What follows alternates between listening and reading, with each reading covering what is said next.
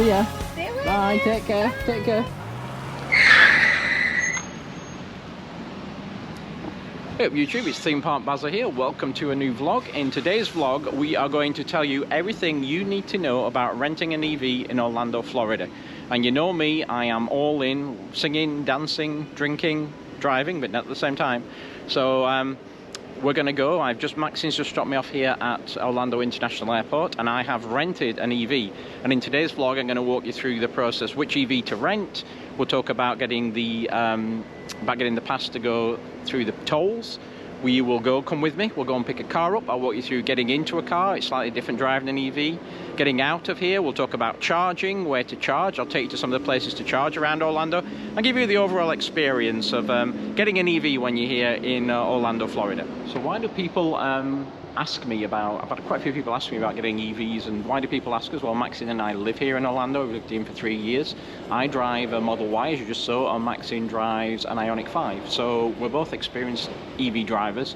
We know the neighborhood, we know the pluses, we know the negatives, we know where to charge and everything. So I get asked quite a lot. There's quite a few of you now starting to come here to Orlando and looking at getting an EV. And it's probably a good idea actually, because it gives you a chance to try it rather before you buy it, and to, you know, experience the pluses and the negatives on a holiday. But you know, there's a few things to consider when you're getting an EV, and we'll talk about those as we get across. I asked Maxine to drop me off at Terminal C, which is where you would arrive from British Airways or Aer Lingus if you're coming from the UK. But the reason why that is, I want to show you some of you how to get over. And there's the new train they've put in, the Brightline service, that's now going to go down to Miami. That's actually where they turn around, they go out the other side. But also a few of you have asked me around, you know, getting a rental car and what happens if you land at sea and where they are. And I actually rented today from Hertz. I've rented an EV. They're not any cheaper than renting a regular car. It's about $40 to rent it. But I did get an email message saying it's not available in Terminal C. It's only in A and B. So I'll show you how you arrive here, how you get over to A and B. And also it's probably a good job of going over there, because if you want to get something called the Visitor's Toll Pass, you can only get it from Terminal A. So we'll make our way over to A and B. I'll show you the toll pass and then we'll go pick the car up. Yeah, and there's the new Brightline station. I'm at the terminal here in where you get on the train. That's the new Brightline entrance for the trains that are going to Miami. I have to try that at some point. Okay, so you've arrived at MCO. You've either come up the escalators or through the doors there, and you're now into Terminal C. So we need to get you over to, in this case, over to A and B. B for my car. And to do that, we're going to have to walk in that direction and go down a level. There's elevators at the side, at either side. Or we're going to take the escalators at the far end and go down a level, cross to the transportation centre to catch the train over to A and B. You can actually get a shuttle bus as well, complimentary shuttle bus, but we're going to take the train because it's more fun. I do like this terminal, it's nice and light and airy. So we're going to walk down here and go down the escalators and head over that way to get over to the train station. A little nonsense is what I need. Now if you want to get the best of me, got you smiling, that's for sure. Funny how you had the best of me. Now you may be able to get your rental car from here. It all depends on what sort of car you're getting and where it is in the airport. These EVs were over in the other terminal, but you may be able to get yours here. You'll see on the way out there's a lot of rental car companies now in C, but we have to go to B, so bit of a hike, but we'll get there. Best of us, so I dance the night away when nobody's awake. I'd be the last to stay. Dance the night away, no matter what they say. So let's talk a bit on the way there about the type of car to get. So at the moment in 2023, end of 2023, there's basically, I'm going to keep it simple here, there's two cars you can get, a Tesla or not a Tesla. And let's keep it simple in this guide, get a Tesla. And the reason I'm saying getting Tesla is not because it's a better car, in fact I like Maxine's Ioniq 5 a bit better than mine, but don't tell her, is to do with chargers and fast chargers and charging facilities down here in Orlando, and this is why you get a Tesla. And by the way, all the other rental car things are here at the end before you leave the terminal. And we will talk about charging a little bit later on in the vlog, of different types of charging options to you while you're here in Orlando. So we just left the terminal up there. We've got to head over here to the train station, through the car park, and you follow these lines. These lines tell you how to get to the train station. So we're going to head to Terminal A and B. Follow the line. So I dance the night away when nobody's awake. I'd be the last to stay. So I've just missed one. We'll wait for the next one. Won't be long. So this is where the train comes in, and if you go up there, you'll get to the bright line. So basically, that's when we started the vlog up there. I've already walked there and walked back just to give you the full immersion of arriving into the terminal. By the way, excuse the bags under my eyes. I didn't sleep much last night. And if you subscribe to us or follow our social media, you'll know we started getting a pool in. A bit stressful the last couple of days, and we had a first hiccup yesterday, caused a few problems, but that'll be in the next vlog, not for this one, don't worry. Let's hop on the train and get over to A and B, and this will bring us out the end of security at near Terminal B side, so we'll have a look over there.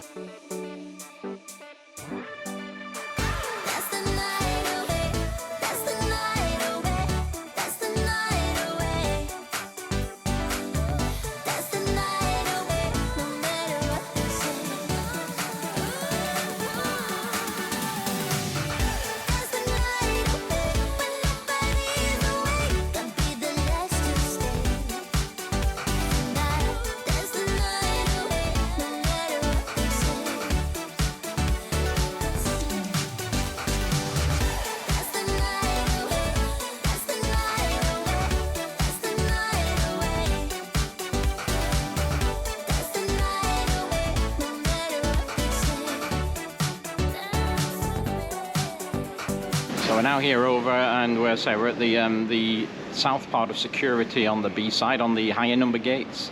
Is it gate 74 and above? But yeah, just I'll put up a couple of pictures up here. One thing you'll be interesting if you are going to hire an EV is where are all the chargers. And there's an application called PlugShare, PLUGSHARE, and these maps are from PlugShare. And I just put some filters on these to look at the high-speed chargers. I'll talk about the high speed. These are ones that will get you half your car charged in 20 minutes. And the first one is the Tesla superchargers, as they're called, that are in Orlando, and you'll see there's 10 of them. And there's usually a minimum of 10 stalls to charge at those, say 100 chargers. Then I did something, looked at the ones that non-Tesla cars use, like Maxine's, called CCS, and there are 5. There's one not shown on the map. There are 5 in Orlando, and 2 of those are out of action. That's another problem with the other chargers.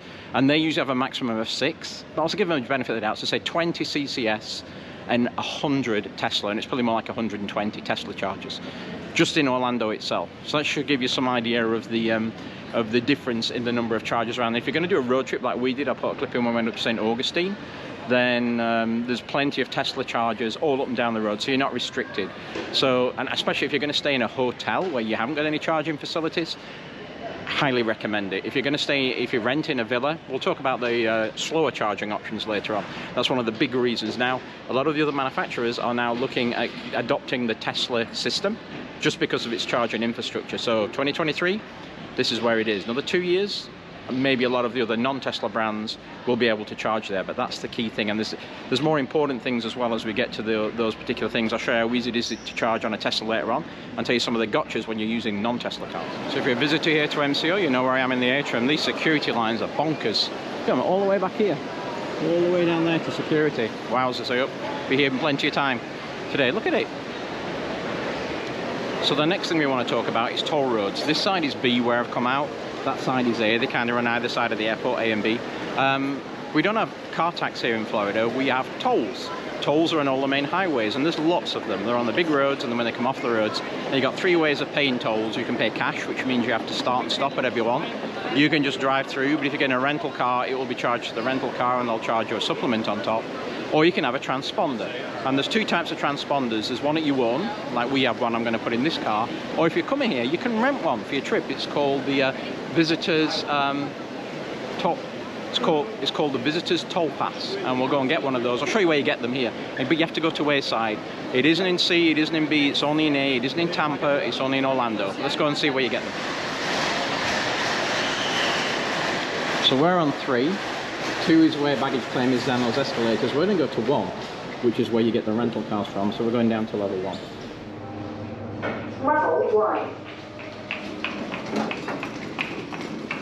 Okay, so this is where you get all your rental cars from. We have to walk all the way down to this end, 'cause I'm at the wrong end, to go and show you where this visitor's toll pass is. Now, one thing I did as well, recommend if you're going to get a rental car, sign up with the rental car company and get loyalty points. I'm with Hertz, been with them a long time. In fact, I'm not paying a lot for this car, I've got it on points.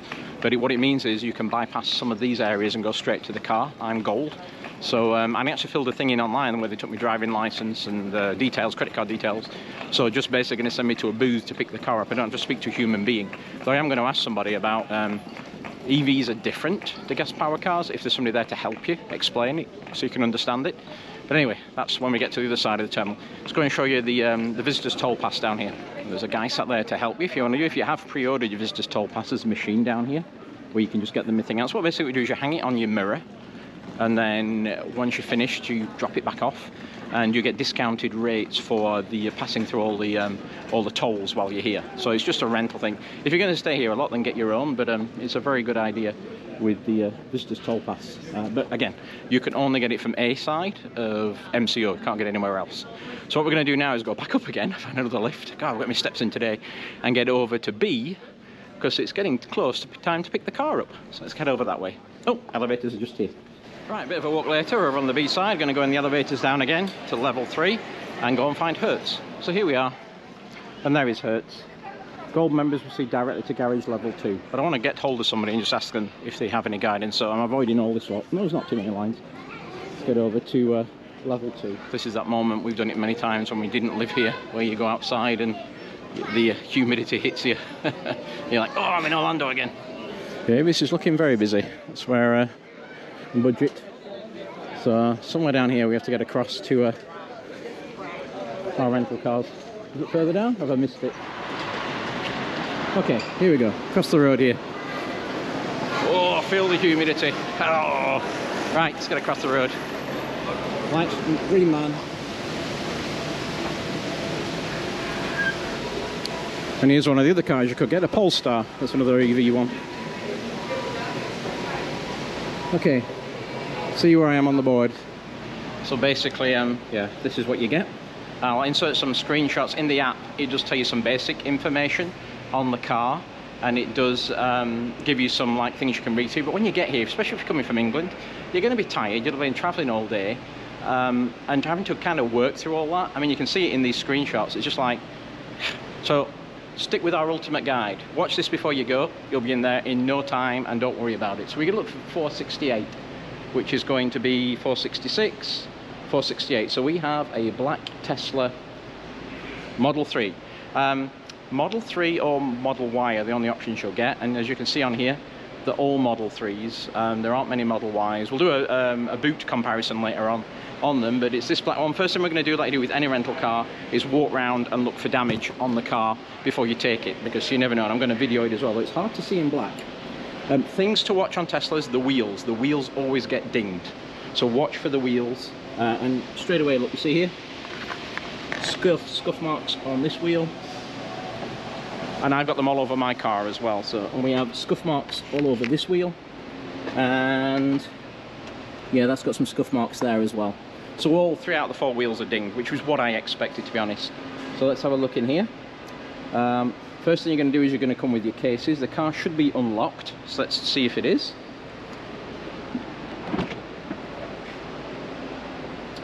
Now this car, you can fold the seats down.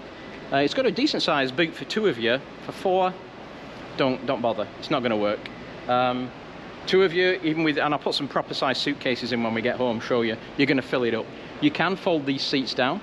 These seats here, and by the way, to get into a Tesla, you push that back and then pull the front bit. These seats at the back do fold down. There's like little pulls here, and you can fold flat, so you have all this space as well. So 2 of you with some big cases, yes. 4 of you, it ain't going to happen. Just don't even bother. So let's just slam that door. What I need to do is get the number plate and put it into the app for my transponder, and then that means when we go through the tolls, it charges it to my account and I get it cheaper. These boots shut with a button here on all the newer Teslas. Should just bring it down. I'll put my backpack in the car, get the transponder out and get that in first, get that set up first. So we do it. It's a good thing about having a portable one, you can put it in different cars. So what you're going to have for your car when you first get here is the key, and this is the key to your car. It's a card. This is it. You can't use your phone for doing anything. This is going to get you in and out of the car and start the car for you. So to get into the car, well actually it's unlocked at the moment, but you tap it against here and that locks the car, and you tap against the post again and it unlocks the car. So this is your key to get in, and I think it works on the passenger side as well, so don't lose this thing. So you tap it on here. It doesn't work on the passenger side, so there you go. I just learned a lesson because I didn't know that on mine. So yes, so we got it unlocked, locked, mirrors fold, show it's locked, and unlocked. And then we press with the thumb, pull with the fingers, and we're in to the car. So I'm going to get it going now. I don't know if you heard the lady as well. She said it has to come back with a minimum of 80% state of charge, or you can prepay $35 and they will come with 10% and they'll charge it. This has 91%, and I'll guide you around. But just carrying on with the key, the way you actually start the car, there is no button in here. You have a steering wheel, you have a tablet, and the way you start the car is you put the key on this little bit here.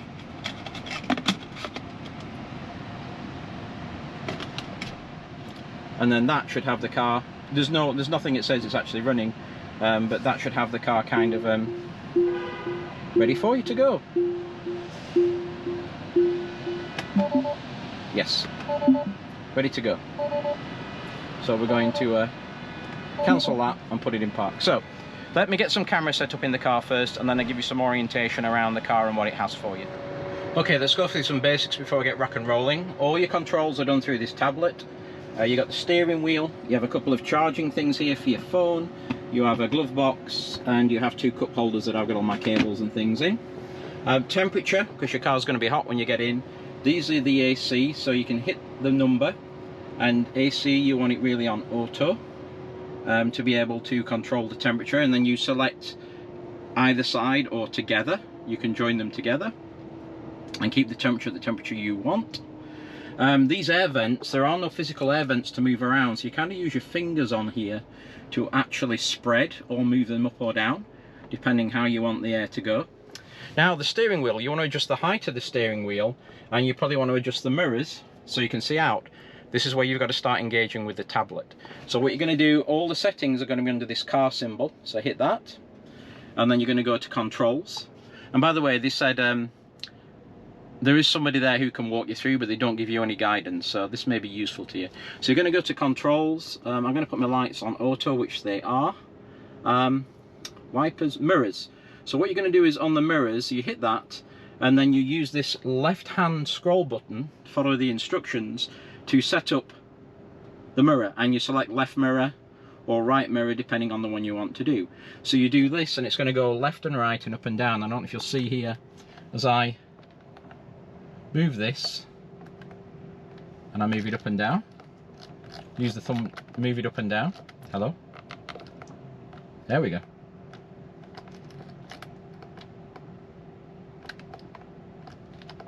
I have to really push this button on here.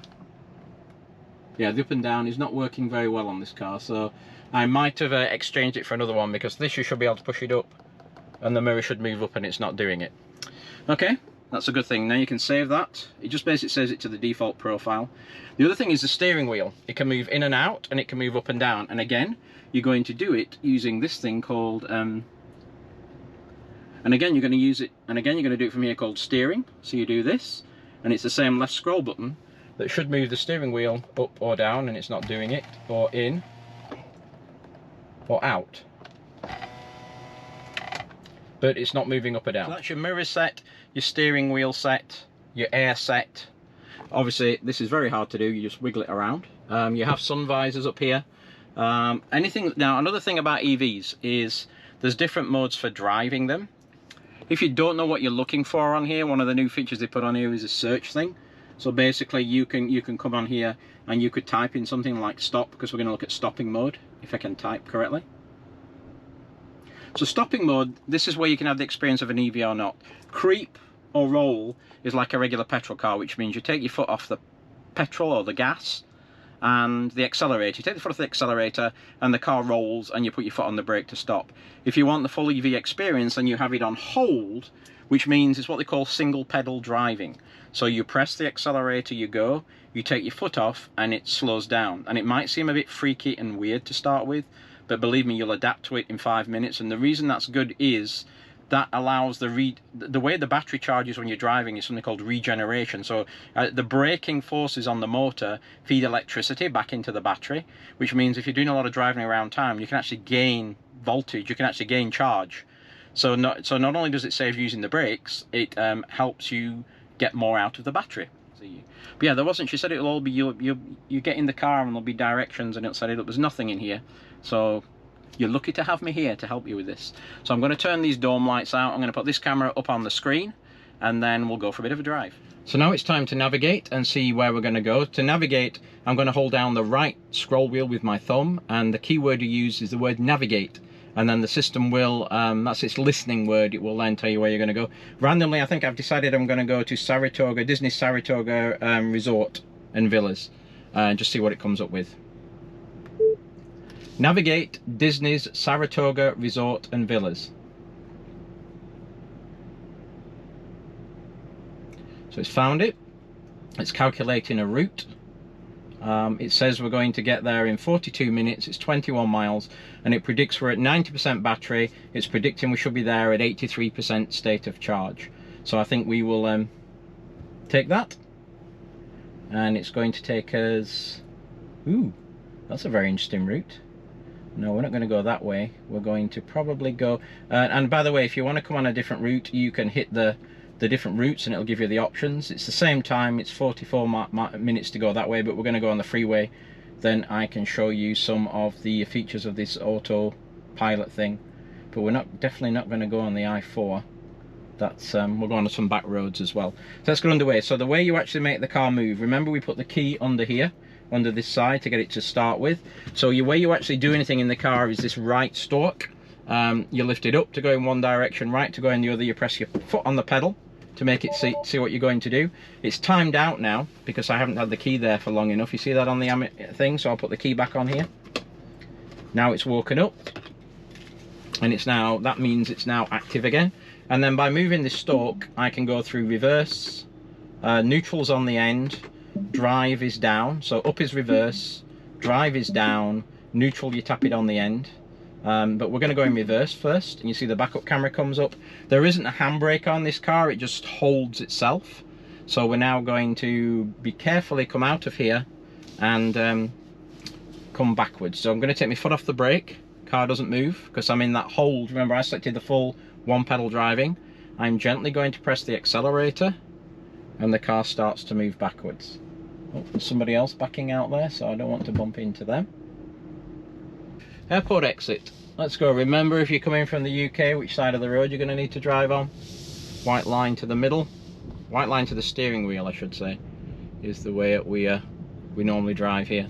So always keep your steering wheel to the line, yellow line or white line, and you're pretty much going to be good to go. One thing you'll notice as well is you have a graphic of your car, and it kind of shows you, it try and works out where the road lines are. You'll see it better when we get outside.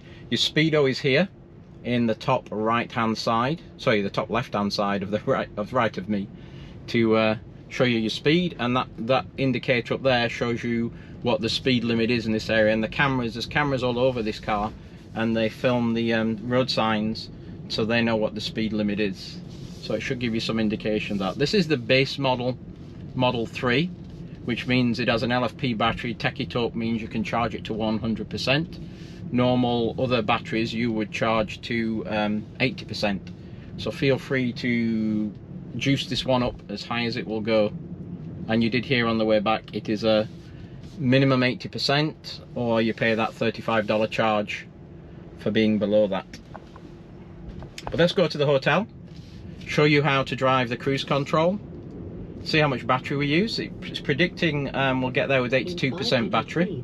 Bear left onto Airport Boulevard.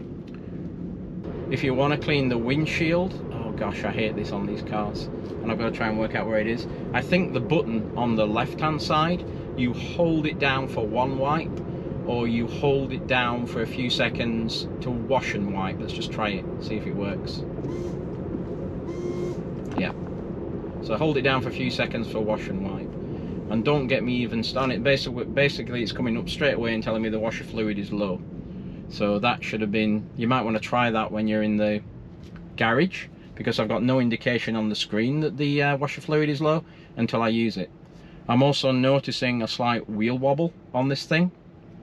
So yeah, it's not the nicest Tesla.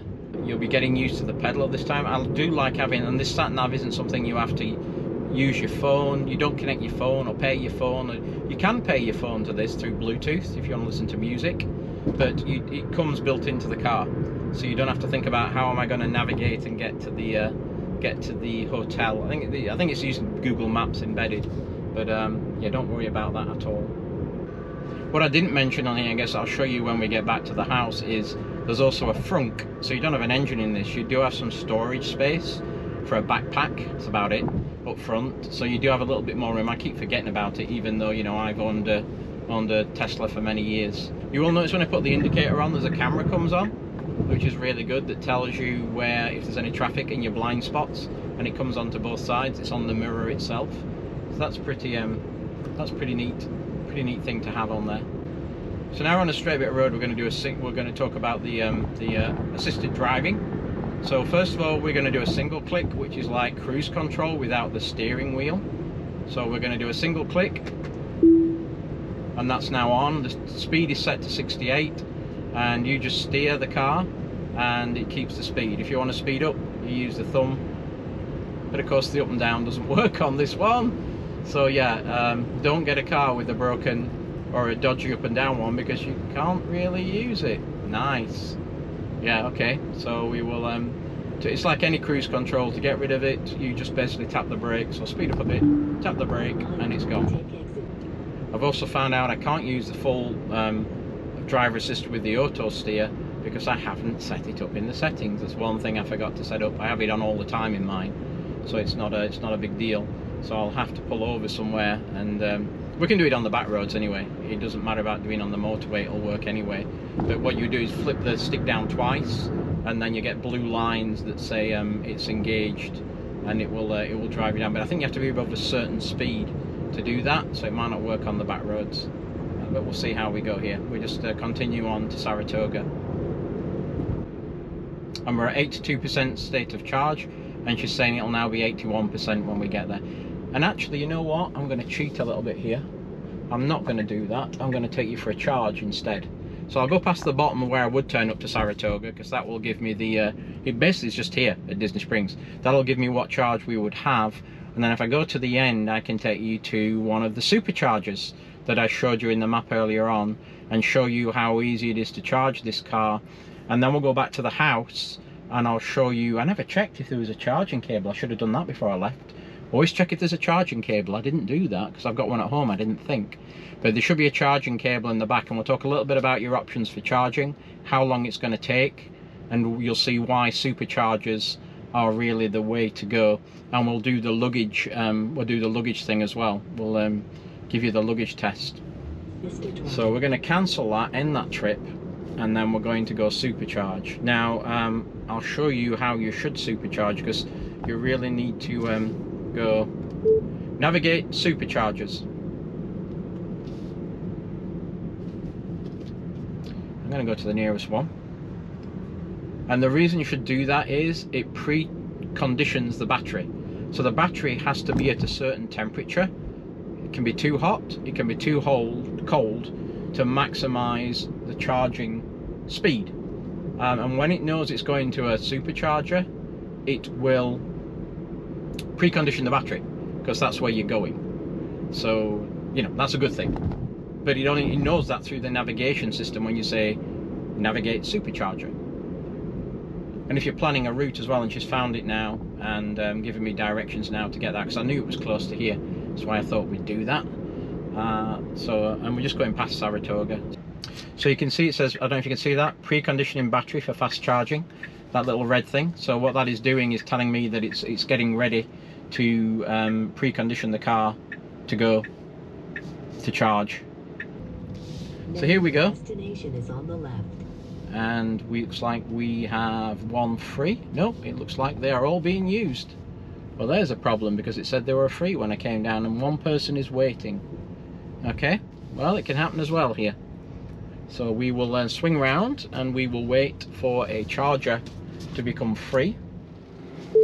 And that's always going to be a problem when you, no matter Teslas or whoever, is, you know, you unfortunately don't always get free chargers. The best time to go, I'm in the middle of the day on a Saturday, so this is not the best time to charge. The best time to charge is in the evening after like 8 PM when all the workers have gone home, or early in the morning. That's the best way to do it. My next nearest one is 10 minutes away if I wanted to go there and get on it. So what we'll do is, while we're waiting here, rather than waste time, is we'll go home. I'll show you the different charging options. I can show you my home charger, it's just the same as doing here. And yeah, let's do that. Let's head on home and go and do the different options. Okay, we were stopped there for a couple of minutes, so I did try the, I did turn on the auto steer. So let's just give it a try. So we get down here on this road and see if the auto steer will work for us. So I'm going to tap this twice, and it should steer us as we go. Let's try it. So can you see there? I've got to keep my hands on the wheel, but that's telling me somebody set that up as a funky thing. You don't normally have the fancy colours there. The blue lines at the side tell us we are in auto steer. Look ma, no hands. As long as it's look ma, no teeth, doesn't happen, then we're good. So the car will take me around the corner, steer me along. Anytime I want to cancel, tap the foot brake, or just grab the steering wheel. I can get it out of drive by grabbing the steering wheel as well. There you go. So that is the self-driving, or shall we say the driver assist, it's not self-driving, the driver assist capabilities of the car, out of the box as it comes. Right, back home, look who's here. Oh yeah. This is Theme Park Did you Baza. miss me? Yes, they all missed you. They've been putting up with me for the last, I don't know how long, God. droning on. Got a cup of tea, and we're back home again. The car's here. There's my baby. And this is Maxine's baby. I tried to take it to charge at the superchargers, and they were all full. Well, it is a Saturday afternoon. That's what I said to them. You've got to get used to that. If they're going to be here, then You've got to plan when you... Yeah, even for Teslas. Yep. Yeah, out of hours, like in the evenings or in the early mornings, something like that. When do you charge yours normally? Normally I go, before I go shopping, if I go up towards Darrell Carter, and it's usually before 9:30, because then you're pretty near the outlet stores. Yeah. So they all get busy then, when the shop's open. I said that, so yeah. do it before the shop's open and then you should be good. Right, so I can show you how to charge here at home. So I talked about this NACS connector. There's an NACS connector. So this is the thing that charges your car, whether you go to a supercharger or at home, it's exactly to do this. And the way you charge the car is very simple. And you're going to show Max while I do this? Yeah. So basically there's a little button on there. So press the button, plug it in. Bob's your uncle. Yeah, and it's now clicked in over there. I heard it click on my charger, so this should go green, and I'm charging. Yay. And that's how hard charging is. And if we look inside the car, it will tell me that we're charging, and it will tell me how fast we're charging here. So now we're inside the car, and it'll tell me we're charging and how fast we're charging. So this is, there's three types of chargers. There's a supercharger, which is called level 3. There's level 2 and level 1, and the lower levels charge slower. I've got a level 2 at home, which you won't have in a hotel, and you won't have typically in a rental house. So if you go to a supercharger, to give you some idea, it probably charges around, it'll give you 0 to 50%, give you about 50% charge in 20 minutes. That's how fast it goes. At home, it's typically adding about 16% battery an hour on this level 2. When I come home and I'm down to, you know, if you want to add 40-50% on the battery, you know, you're talking 4 or 5 hours. Level 1, which is what you get on 110 volts, adds 2% an hour. So you can do the math on that. It's going to take you a day or two to charge a battery fully up. So think on those percentages. 110 volts, you get 2% charge an hour. A level 2, that's 240 volts, you will get 16% an hour. And if you are working on a level 3, which is the superchargers, I don't know what the math works out on that, but it's probably going to be more like Well, it's more than 100% in an hour on that side. So this is charging now. It's charging me. I'm at 78%. It tells me the voltage. I'm at 8 kilowatts here, and it will charge up to 100% on this one at my low rates. Let's go and see if they gave us a charging cable with it, because we didn't look, did we? There is no charging cable, but the frunk. Yes, we haven't shown anybody the frunk yet. Let's show you the frunk. So Hertz never gave us a charging cable. Nice. They should do that. They should give you a 110 volt charge. You've got one. Yeah. Luckily we don't need it, but that is very, very bad, Hertz. That's very, very bad. So we have Maxines on our level 2 as well, and this is what a CCS charger looks like. Fast charger has a little bit extra on the bottom, but you see it's completely different to the NACS one. Max will get the keys for her. So we just bought this off Amazon as well, so there's another 240 volt one for charging at home, and it'll charge roughly the same amount as I showed you before. And on here you see it's a completely different connector, and if she has a super fast charger, it has like those extra 2 bits. A DC fast charge has those on the bottom. So Maxine's is a little bit different. Not happy with Hertz. Car's filthy. It's a beater upper. No charging cable. Washer fluid low. Not good. Yeah, it's not good, as Max says. Oh, one more thing we got to do before we wrap up is get some suitcases and let these people see. Just let's get 2 big suitcases, 2 roller bags, and see how they fit in the car. One thing as we wrap up charging I forgot to mention is I spoke with Hertz, and what happens is when you go to a supercharger, it obviously charges the car. I mean, not electrically charges, it will charge you some money. Typically, you know, you're going to be paying 15 bucks, 20 bucks to charge it up. That passes through to whoever the rental company, well, Hertz in this case, and they pass it through to you with no surcharge on top. So you just pay for what you charged for, which is good. The downside of these CCS chargers for Maxine is it's like 28 different companies. And if you go and charge with those, the car rental companies can't do that because there isn't one company to deal with. So you basically, Maxine uses Electrify America, but there's EVgo, there's 20 different ones. Each one has its own app. So you'd roll up at one of these chargers to charge this thing up, and you'd find, okay, it's owned by so-and-so brand. You then have to go online, you have to download the app, you have to create an account with them, you have to take your credit card and register your credit card with them, all before you could even charge. So you pay it directly, you don't pay it through Hertz, but you have to kind of do all the registrations and get everything sorted. 2 regular size suitcases, you're going to stand by them, Max, so we can see the size. 2 regular size, probably on the small side, and 2 of the, what you'd have as a travel case. I think their class is medium. Medium, I'll put these in, do you want to film us doing it? Yep. So, follow me along, let's have a look. So these will be like medium size, they're not super, super big ones, are they? Okay. Right, let's see if they go that way. Nope. So, get them that way, that's right to the back. This one, nope, it won't go, nope, no, it won't go to the side of it. I can't stand them up, can I? Will it stand up when it's already in? That one would actually. But this Then one to put won't. that one in, they would kind of stand Kind up. of just go, I think. Would they go on top of each other?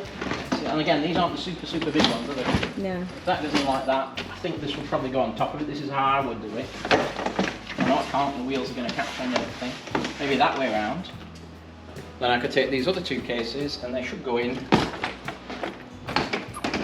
It'll go sideways. Yeah. Let me just see. We'll find out. No. I'm going to say no. Unless it can move a bit. Yay!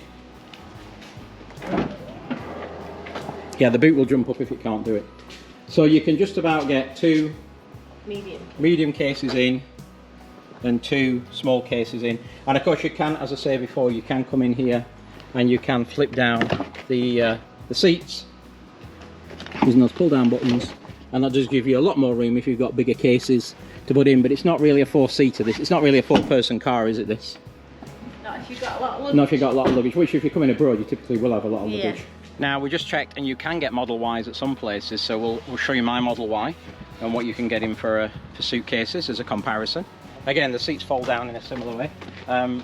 Put the second case in. I won't bother taking the parcel shelf out, but you could. If the parcel shelf was out, it would go in. Yeah. That's Will okay. that not go next? No, it wasn't. Oh. If the parcel shelf wasn't there, these would actually probably stand up as well if you put them to the back. But there's the Model Y. But I imagine that parcel shelf. I'm just not taking the parcel shelf out. It's a pain. You would get them in. Actually, in the way I would normally do it in a Y as well is do them that way. Yeah. Because they will stand that way if you hold the camera. Yeah. This is deeper, so the Y, without the parcel shelf, you can get them in that way as well. So it's bigger, the seats fold down as well, and it's exactly the same driving experience and things that you do on the steering wheel and everything. It's exactly the same screen, no difference in how you drive it. It's just a little bit of a bigger car, and it's a hatchback, as you may have noticed, which gives you the height of the hatchback.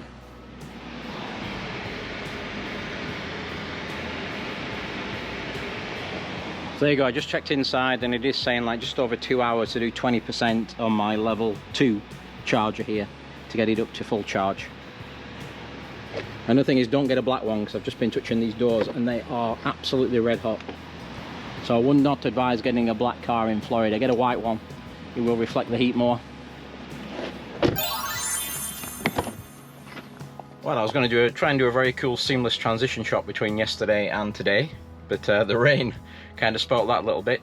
So yes, it is the next morning now. I did a bit of research after I finished last night on a couple of things to update you on, and also something on the car this morning. You see the car is charging, but I charged it to 100% last night, and I just moved it this morning and it was back down to 93. I mean, that's just ridiculous. Even with our last Sentry mode on, it should not lose 7% overnight. So I'm thinking these cars have been pretty hammered. Yeah, no, I mean, typically if you turn Sentry mode off, you'll lose 0% battery overnight, and if you leave Sentry mode on, maybe it's 1 or 2, but 7% from 5 o'clock yesterday evening till, what is it now, 10 o'clock this morning. Yeah, that's yeah, and so, you know, that's just lost money, isn't it? Just lost money in the car. Anyhow, a couple of things I did notice when I got in the car last night, and I'll show you a screenshot when it comes back on the screen here, is there was a QR code in the bottom corner that was for syncing your phone with the car. So yeah, I think I said yesterday you can't use it, you can only use the card. I was wrong. You can use the phone. There's a couple of negatives on that. One is, obviously, if you're coming from abroad, it means you're going to be using your data to connect to the car, to lock it and unlock it when you can use the card.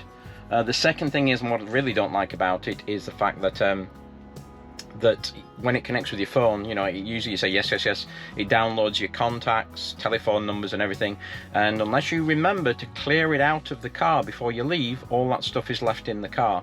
And honestly, when you're going to the airport with a family and you're getting flights and you've got suitcases to sort and flights to check in, you forget that. I always say I'll do it, and I always forget when I do it. So that's the other downside. The upside is you can remotely turn on the AC, which I think you've heard on my vlogs is the biggest value point of having an EV in Florida, is that you can turn on the AC remotely to cool the car down before you get there. So that's the one thing you can do. But if you're only here for 2 weeks, I just stick with the card. The other thing I did research on was these charging cables, and I did search, and yes, you cannot get, or Hertz do not give you a level 1, that's the 110 volt home socket charging cable, when you rent a car from them. And I don't know if that's the same with other companies, and I don't know if that's the same if you get a non-Tesla car, but what that means is that rules out the level 1 charging at home if you get a villa. So you only have the choice of level 2, which is what I have here, or superchargers. Now level 2s are all around Orlando as well. You can see them on PlugShare, but they're independently owned. They're not owned by Tesla. Some are free, some are not free. Some charger. Some you have to set up an account with, like you have to do with the CCS chargers. So they're a bit hit and miss, whether they're working or not, and they will charge you, this car, about 20% an hour on the level 2. Now there's a lot of Lutheran churches around Melbourne when we were there that were offering free level 2 charging, but only one charger. So again, it's one of those you'd have to go out late in the night to get that charged. So that was one additional thing on there. I also priced up buying a level 1 charging cable. He came and said, well, I'm in a villa, I'm going to buy a cable myself and put it in. And I'll put in a screenshot here. The cheapest cable I could see on Amazon today in October was $200 for a cable. So it's not like a standard extension cable you can put in there. You have to have that Tesla adapter thing to go in there. So that was a bit of a pain as well. So there's your options. You either charge on the superchargers, or you get a level 2 charger when you're hiring a Tesla. A couple of other things on the car that I didn't tell you about, but I did notice as well. I turned on the auto steering. I didn't show you how. So when you go into autopilot, you have a thing in here that says auto steer beta or beta. That's the one I tapped. It wasn't turned on to do that. The other thing that's important, and the one pain on these cars, are the windscreen wipers, because they don't have a stalk here for windscreen wipers. They're automatic, but the way you manually turn them on is to press this stalk in once here, and then they wipe, and then this thing comes up at the bottom to say, do you want to change the speed or turn them on or off? But it only happens when I press the wiper button. So what we're going to do today is we're going to take the car back to the airport. I'm going to whiz back past that supercharger and compare what it's like today at around 10, 11 o'clock on a Sunday morning to when we went yesterday, mid-Saturday afternoon, and see if any chargers are open and just show you how you plug it in. And then we will make our way back to Orlando International Airport.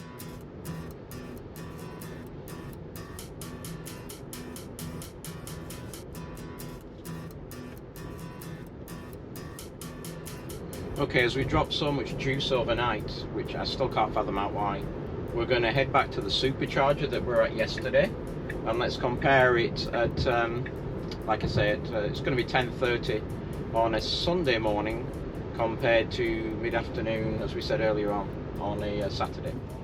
Now your destination is on the left.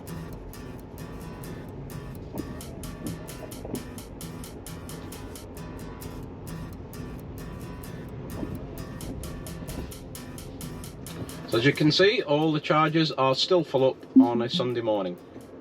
That's not good, is it? So yeah, we will wait and see. I have two other Teslas in front of me waiting to go in. Okay, I've only been here a couple of minutes. One guy has bailed, another guy has left, and there's somebody behind me out of the car. So hopefully they will leave in a minute and I can go.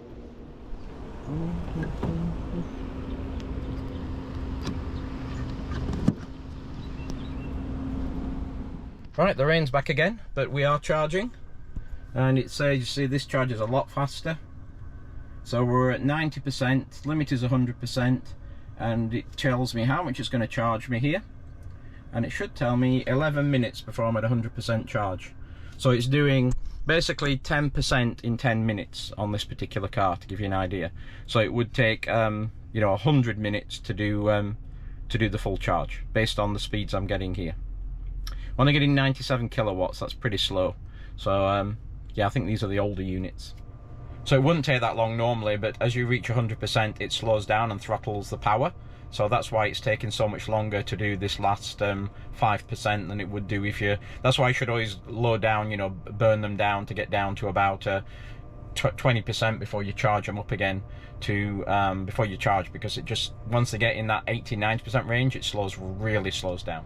The other thing to be aware about these things is these cars have dash cams on it that record stuff. So if you've been in this car, it will film you and it'll film the location you're at. So the other thing you might want to do is go back through this and delete. I can see all the other people who rented this car and what they did.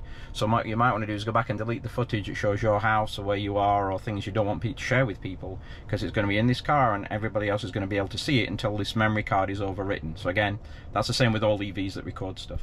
And here's an example. I can see other people who've had this car at different times, and I can see you know, well, it's actually filming outside the car, but if it was parked somewhere like in somebody's house or whatever, you know, these are some of the level 2 destination chargers. That looks like it might be down at Disney Springs. Navigate Orlando International Airport Terminal B.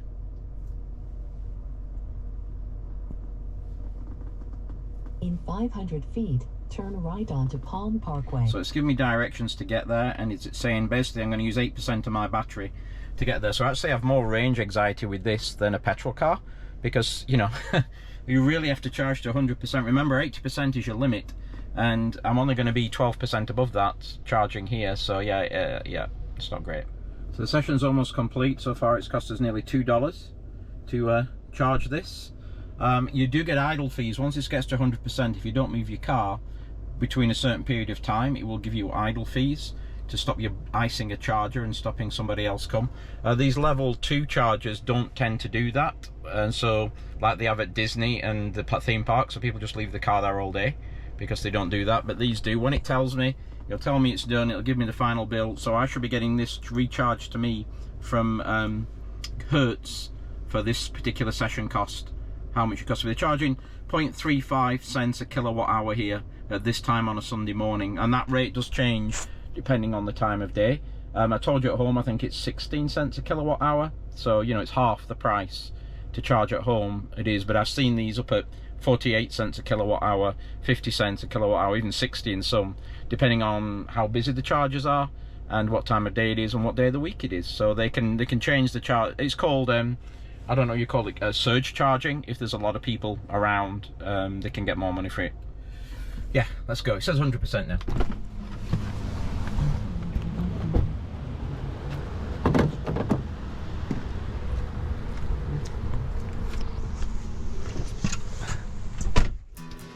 Okay, let's get on the road, shall we, to MCO.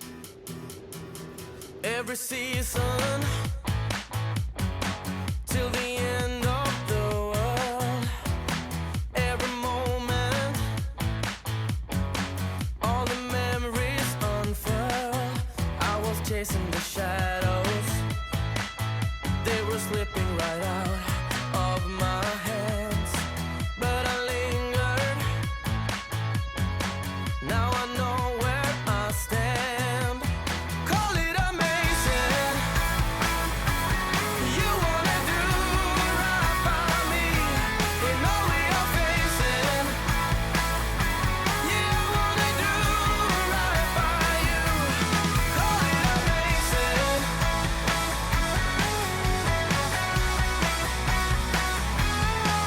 Every heartbeat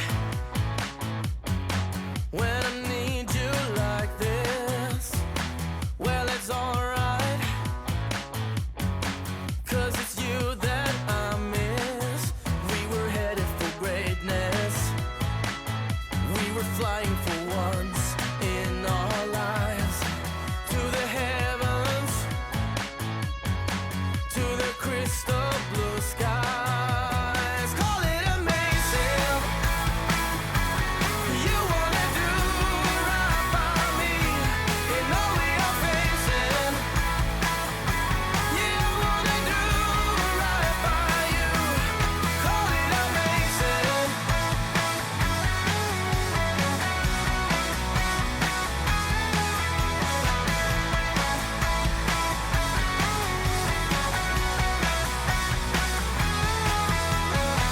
Right, back in my car. Back in your car. Thanks, Max. Back in Terminal C. You saw it was a little bit wet and very busy going in. Did you have a busy drive over as well? Yeah, really, Quite really busy. busy. So let's summarise this vlog. I initially set out this vlog saying it was going to be the ultimate guide to renting an EV in Orlando, Florida, saying, yeah, it's a good thing to do. I've changed my mind after the last 24 hours. And this title is going to be, do not rent an EV in Orlando, Florida, at least not at the moment. And here are the 5 reasons why you shouldn't rent an EV at the moment. Number 1 is your only choice is Tesla, and that's to do with the charging infrastructure.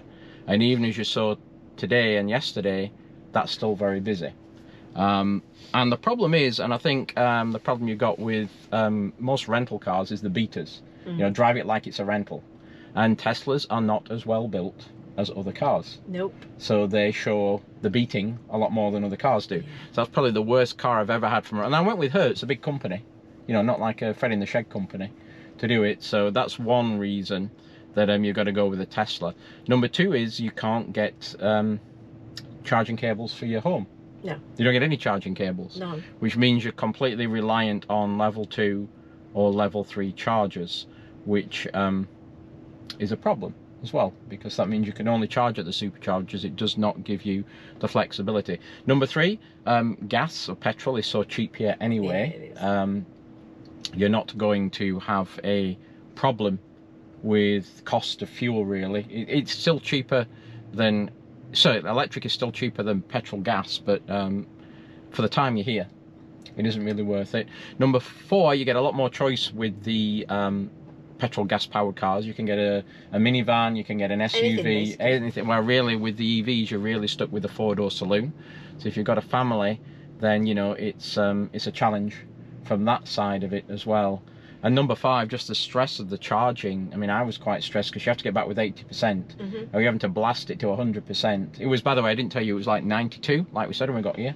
You used 8%, and just the drain on the battery as well. So I don't think, for you, if you want to, you know, I'd hire one for a day or 24 hours if you want to play with one. But I think a lot of the cars here are hired for like racing and things because they're fast.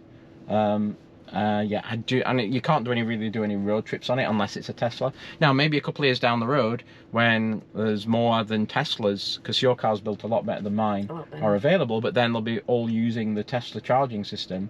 So even though America's a lot better than the rest of the world, unless you can charge at home, unless you've got a garage and you can charge on a level 2 charger, it's really not viable, is it? Not really. But we still love them, don't we? We still love electric cars. I still like electric cars. We believe in them, and we're going to keep ours. And we think if you're living in a place where you can charge them with a level 2 charger, there's arguments about the environment, and they better not getting into that.